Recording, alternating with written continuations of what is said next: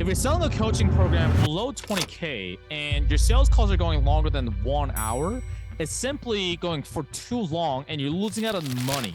So in this video, we're going to go over how I reduce my call time to keep it under 1 hour and how reducing your call times can help you prevent objections from happening as well. My name is Brian Choi. I made $228,000 in my first full year in sales, became the #2 rep at 7th level. In this channel, we go over for high ticket closers how to increase your sales without even being that great at sales, as well as a skill set. So subscribe, let's get to it. So let's dive into the problem. The problem is that your sales calls are going for too long, right? 1.5 hours, 2.5 hours is way too long for a sales call for a coaching program. And why that's a problem is because number one, then now you cannot fit that many sales calls into your calendar, right? You could be having more sales calls booked on your calendar, or you could be calling leads. So you're simply not able to talk as many prospects, which gives you less at bats, less sales opportunities, which is limiting your income, which is no bueno. And also, what's happening is the longer your call goes, then the more likely you get hit with, hey, I need to go think about it, objection. The reason for that is because the more stuff you talk about on a call, the more information the prospect needs to process. So typically, what do they say? Yeah, listen, you've given me a lot to think about. So yeah, let me just take a day, just give me 24 hours and I'll get back to you. And what happens? They don't get back to you. Or when they do get back to you, they say, yeah, I just don't think now is the right time. That's typical what happens, right? So less words, less information to process on the sales call, the better. Only the bare minimum effective dose. That's what's important. So how can we fix this? What do we got to do? There's different things we can do. First thing is removing fluff from your sales scripts and your sales conversation. I remember I was training some reps and I was looking at their scripts, and in the problem section in the script, it was literally like 2 pages long just for the problem questions. I was like, what the hell's going on? It's like way too technical.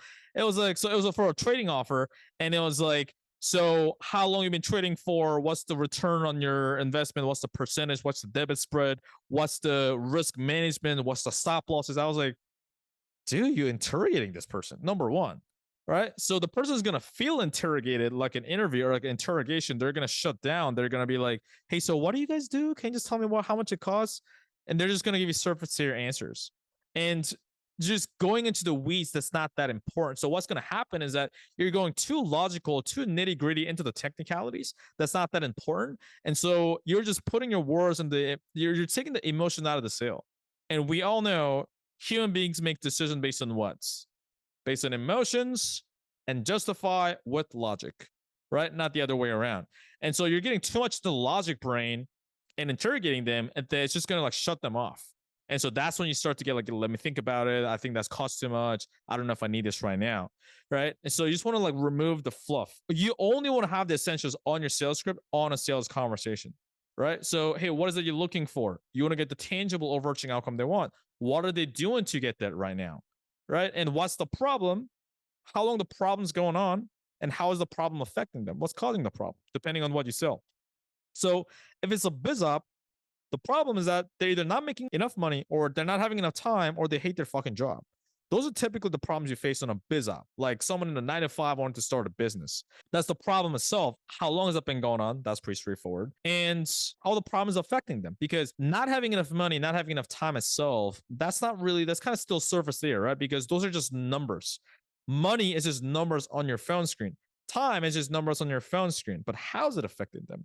So maybe is it that they're not making enough money, so as a father they're not able to take their family. He hasn't taken his family out to a vacation in 2 years. And how is it making them feel? He's feeling disappointed. He's feeling frustrated about it. So we're going one level deeper here. So that creates more reason for them to actually take action on it. Them not having enough time, they feel like a bad father because they're not going to Sally soccer practice. They feel miserable being in a cubicle, hating their job, or they're in construction, so their knees hurt, and so he just feels annoyed and frustrated throughout his day to day. So that's more deeper, right? So you don't need to go deeper than that. If you sell business coaching, for example, you don't have to go like into super nitty gritty, right? You may have to chunk down a little bit. Like, for example, if you're selling lead gen, so how many quality leads a month are you getting right now? How many converting, right? And how many losing out on from not having an effective lead generation strategy? More than enough, right? You don't have to go like super in depth into that. Because like when like a business coach, if you're selling business owners, like the numbers may make more sense, but you don't want to go like too deep into the technicalities because you're just losing the sale, right? And that's when a lot of like your sales calls take longer, so on and so forth. So that's number one reason. Number two reason is just that you're letting them ramble about not as relevant stuff that's not important on the sales conversation. So typically what happens is that, closers ask a question, they let the prospects talk, and they just let them go on like ramble on a whole monologue for like a minute, 2 minutes, and the closer is just like listen to all of that, and the prospects just like taking the conversation into the stratosphere, as Jordan Belfort to call it. So if we want to call the sales call a straight line, which is such a revolutionary concept, right? The shortest path from point A to point B is a straight line. But let's say that's a straight line. But if you're just letting them ramble, the call just going to the stratosphere. So if you ask them like, "What don't you like about your job?" and they're like, "Yeah, because oh man, the economy, Trump, Biden, you know what I mean?" So it's like, oh, that's not kind of not relevant to the situation. They're talking about their whole backstory, about their whole life story, not that important. So Matt Ryder talks about the difference between an interesting conversation and an actual productive conversation. We don't want to just have interesting conversation, right? Interesting conversation, you can have that with some stranger at a bar, hearing about their life story, but not on a sales call. We got to talk about. We got important to talk about, right? So typically, what I found is that closers are kind of afraid of interjecting when the prospects are rambling. And by the way, that's the answer. You do need to interject. It's not that it's okay to interject. It's just like you need to interject depending on the context. And most of the times you do. And the reason for that is because if you just let them ramble, now you're just like, now they're leading the conversation. I see this often where the closers are just, they're the one being followed and the prospect's the one doing the leading on the conversation. They're the one talking and the closer's like, yeah, cool, awesome stuff. And it's being yes men and just being approval seeking. And this is kind of how it is. And you don't want to do that because on sales calls, prospects want certainty and they want conviction. People want to be led and people want to follow. They don't want to do the other way around for most people, especially prospects. They're on a sales call because of what reason? They have a problem or a need. So they're looking for certainty and conviction. So if you're not going to be the one to give it to them, if you're not going to be the one to lead, then who are they going to follow? Nobody. That's why they don't follow you. And that's why they say, let me think about it. And they go disappeared and they go back to the same problems in the same life. So you got to be a leader. You got to lead the conversation. So you interrupting, right? There's a difference between actually the prospects feeling like they're being cut off and you cutting them off, but they don't feel like they're being cut off. There's a difference, right? Because you can cut them off and they can still feel like you're not really cutting them off, but you're interjecting for a reason because you're the expert, because you're the leader, you're the authority. Just they're like, oh, let me follow this guy's lead, And so you interjecting, you have to interject because if you don't, then like the person just like the conversation goes nowhere and the person goes back to the same life. So you do need to interject, and that's what leaders do. You do need to control the conversation and you have to lead. And so you not interjecting, you're doing them a bigger disservice by not doing that. Now there's different ways to doing the interjection, okay, where the prospect doesn't feel like you're actually cutting them off. So let's talk about that. So depending on what kind of rambling it is, how you interject needs to be tailored because there's different types of rambling. I actually identified this after struggling for so long. First type of rambling is pre-ramble, and the second one is a post-ramble. Let's break that down. A pre-ramble is you ask them a question, and instead of them answering the question, they ramble and they don't answer the question. So let's say you ask them, hey, so what don't you like about your job? And they start talking about, oh, like I got this job because I got straight out of college and I was best friends with my boss.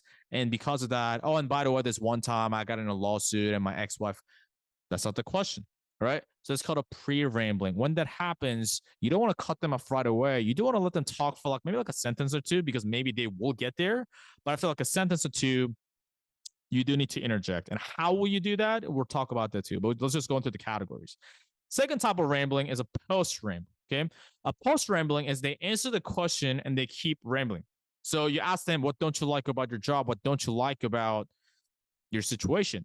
And then they say something like, I'm just not making enough money, and my boss, I don't really like him, and by the way, my ex-wife, she was a bitch, and she took all the kids. Da, da, da, da.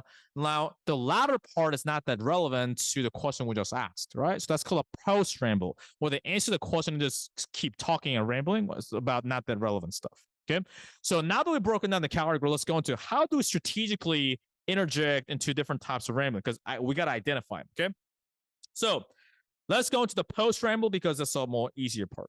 So post ramble is as soon as they answer just enough of the information you need, you interject right away and move on to the next question. Okay. So how we do that is step number one is you got to understand what answers you're looking for from that particular question for every question on the script. So as an example, when you ask them, hey, do you know what you're looking for when it comes to what you want out of a business? So that'll be the first question you ask in a biz op conversation, for example. So the answers you're looking for will be a tangible desired outcome that the person wants. So it could sound something like, I want to make more money. I want to have more time. Those will be the typical answers you get in a biz op, right? Like a business opportunity, like an Airbnb coaching, someone in the 9 to 5 want to start a business and make more money, right? And so you got to know what the outcome you want from each question and how do they sound like for what you sell. Because if you don't, then how are you supposed to know when to interject and move on to the next question?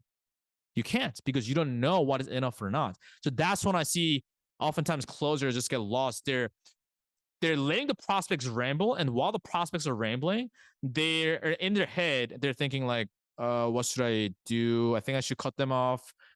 How should I do it? What do I say next? Where should I take it? There's in their head so much.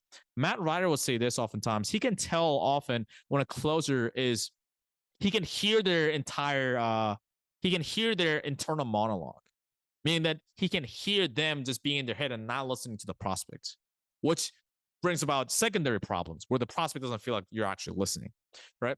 So you got to know for every question in real sales system, I actually built out a whole decision tree. A decision tree. What I realized is sales script itself is not enough, at least for me, because no sales conversation, often, like very rarely, a sales conversation goes perfectly as you want, which is you ask this question, you get this perfect answer all the way to the close. It just doesn't work like that, because oftentimes prospect can give different types of answers, right? They give this answer or that answer. Depending on that, how do you bring it to the next question? I'd often get lost. So I'd lose sales because I don't sound certain. I don't sound confident because I don't know what I'm doing. The calls would go too long. I don't know what to do. And I don't know how to lead the conversation. So I actually built out a whole flow chart. I call it the decision tree, a sales decision tree. What it basically is if they say this, you say this. If they say that, you say this to bring it back to the close, all the way to the close. I actually built this out. So if you want to get access to that, go to the first link in the description box below and you'll get access to that. Going back to the point, even if you don't join Real Sales System, I still urge you to actually build that out. Okay. So in that, I actually built it out for you. But if you want to build it out yourself, I still urge you to do that. It's still a good exercise. So you want to do, okay, for what I sell, what kind of answers am I looking for? Okay. And you want to study it. You want to internalize it. You got to know like a back of your hand. You just got to know. Okay. So that being said, the moment to give you the answers that you need, you immediately, second step, number one, you got to know what answers you're looking for. Second step is you do a back channel. Okay. And a third step, you use the back channel to bridge into the next question. What the fuck does that mean? A back channeling is, you know how you're talking in a conversation with your friends or, whoever you're talking to. And as the person's telling a story, you're like, oh, okay. Yeah. Right. Okay. So that's what you do, right? You don't do it every 2 seconds, but you're doing here and there, right? Like every 7 or 8 seconds if we want to be technical about it. But we do that because why do we do that? Because it's more conversational and it shows that we're actually engaged in the conversation. Could you ever have the moment where like you're on a phone call, you're talking to somebody on the phone, you're telling a story about something that happened, right? You're out to the bar and like, dude, Migos was playing last night. And you're talking about, yeah, the Migos was playing, and this one girl came out of nowhere. She started twerking on the stage, and people starting throwing like chocolate bars at her. And then you're talking for like 30 seconds, like you don't hear anything from your friend, and you're like, "You still there?" And they're like, "Yeah." Because why? You don't know if they're engaged or not. That's typically what happens. So that's why you want to do those things, right? So you're like, okay. So you ask them a question. You want to do that from time to time because what that does is now gives you number one, it shows that you're engaged in the conversation. Second, it gives you a segue to interject and bridge into the next question. So what you do is instead of, because if you were to just like sit quiet, they're talking, you're like this, and you're like, How long you been doing that for? They very much feel like you're actually cutting them off, which is what you don't want. Right. So what you want to do is you want to be like, oh, how long have you been doing that? So with the back channel, oh, you want to do more curious, especially in the beginning. With problems, if they're talking about emotional problems, more concerns, like, oh, that's more concern, right? But curious, like, oh, more high pitch, right? High tone, high modulation. Oh, how long have you been doing that? Oh, okay. How long have you been doing that? Right. So they're like, you ask them, like, oh, what do you do for a living now? It's like, I've been a nurse, da da da da. Oh, how long have you been doing that? Right. All you need to get is like, I'm a nurse, I'm a firefighter. If they keep talking about their fucking life story about how they became a nurse, you don't need to hear that because that's not the question. Your question was, what do you do for a living? Right. Just say, oh, I'm a nurse, da da da. They're talking, oh, how long have you been doing that? Like, like 20 years. That's since I got a, they start talking about their story again. 20 years, the time frame. That's all you need to get. 20 years. Oh, you like it? Oh, you like it? Oh, is the back channel. You'll like it is the next question. Right. So in your tone, that's the verbals. In your sub communication, your tonality, you want to sound more curious. When you're doing the curious tone in your back channeling, then it doesn't feel like you're cutting them off. It feels like you're actually interested, engaged in what they have to say. And if the other person feels like you're interested in what they have to say, and they want to keep, it gives you them an opportunity to keep talking about what they're saying. Then it doesn't feel like they're being cut off, right? Even though you're cutting them off all the time. So, oh, how long have you been doing that? Right? Because like if you're interested in a conversation, like you'll ask the questions about themselves. If you say like, oh, anyways, so what happened today for me was they're gonna be like, fuck you. Because you're like, you're literally cutting them off, right? But you ask them about them and you sound curious. And your facial expression, you want to convey that too. It starts with your facial expression. If you're curious, you're like, oh, how long have you been doing that?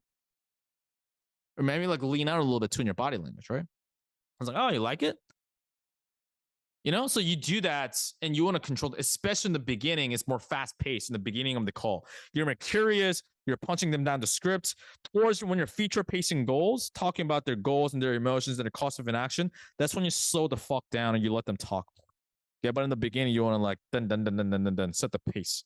Okay. Now let's talk about the pre-ramble because you may need more skills for this. So a pre-ramble is you ask them a question and they don't really answer the question. So you're thinking like, should I interrupt or what do I do? They're answering the question. So there's different ways of going about it depending on the context. The easiest way to do it is using if you're talking on Zoom, you're probably talking on Zoom, using the audio as an excuse, right? They're rambling about some random fucking shit. They're like, hey, Jack, you there? They're like, oh yeah. Yeah, sorry, I think the audio is a bit jumpy. Yeah, so what I was asking was, yeah, how long have you been a nurse for?